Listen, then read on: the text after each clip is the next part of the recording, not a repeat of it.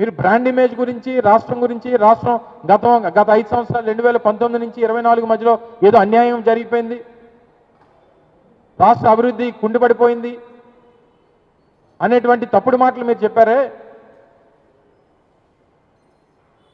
Per capita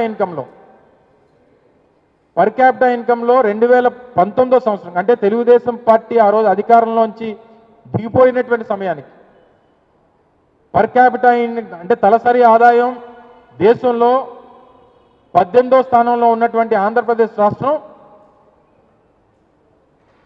2024 YSR Congress party ప్రభుత్వం దిగిపోయేటువంటి సమయానికి 15వ స్థానంలో తీసుకొని వచ్చాం.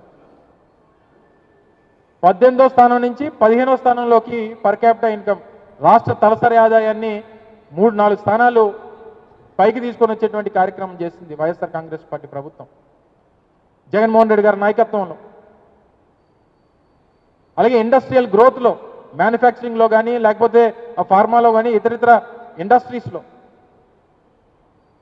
11వ స్థానంలో ఉన్నటువంటి ఇండస్ట్రియల్ గ్రోత్ దేశంలో 11వ స్థానంలో ఉన్నటువంటి ఆంధ్రప్రదేశ్ని 2019 తెలుగుదేశం పార్టీ ప్రభుత్వం పడిపోయేటువంటి సమయానికి 11వ స్థానంలో ఉన్నటువంటి దాన్ని 2024 వచ్చేసరికి ఈరోజు 9వ స్థానంలోకి తీసుకొని వచ్చాం. మరి ఈ ర్యాంకింగ్స్ అనేటువంటివి పెరిగినప్పుడు ఇండస్ట్రియల్ గ్రోత్ కానీ లేదా పర్ క్యాపిటా ఇన్కమ్ కానీ రాష్ట్రంలో తలసరి ఆదాయం రాష్ట్ర ప్రజలది పెరుగుతున్నటువంటి సందర్భంలో రాష్ట్ర అభివృద్ధి జరిగినట్ట లేకపోతే అభివృద్ధి కుంటిపడిపోయినట్ట అనేటువంటి దానికి సమాధానం చెప్పాలి తెలుగుదేశం పార్టీ. ఎందుకు దుష్ప్రచారం చేస్తూ ఉన్నారు?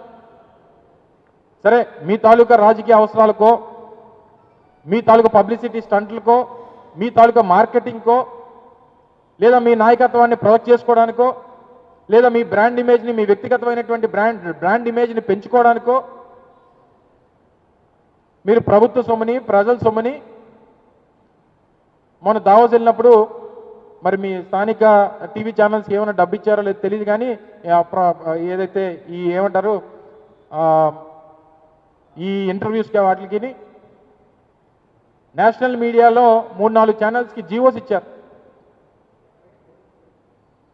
ఒక 75 లక్షల రూపాయలు ఒక ఛానల్కి, 1 కోటి రూపాయలు ఒక ఛానల్కి, ఇలా 3-4 ఛానల్ కలిపి దాదాపు 3.5 కోట్ల రూపాయలు నేషనల్ మీడియా ఛానల్స్కి కేవలం మార్కెటింగ్ కోసం, ప్రొజెక్షన్ కోసం వీళ్ళ తాలూకా బ్రాండ్ ఇమేజ్ని, ఇండివిజువల్ బ్రాండ్ ఇమేజ్ని పెంచుకునేటువంటి దానికి దాదాపు 3.5-4 కోట్ల రూపాయలు కేవలం మార్కెటింగ్ ఖర్చు పెట్టారు.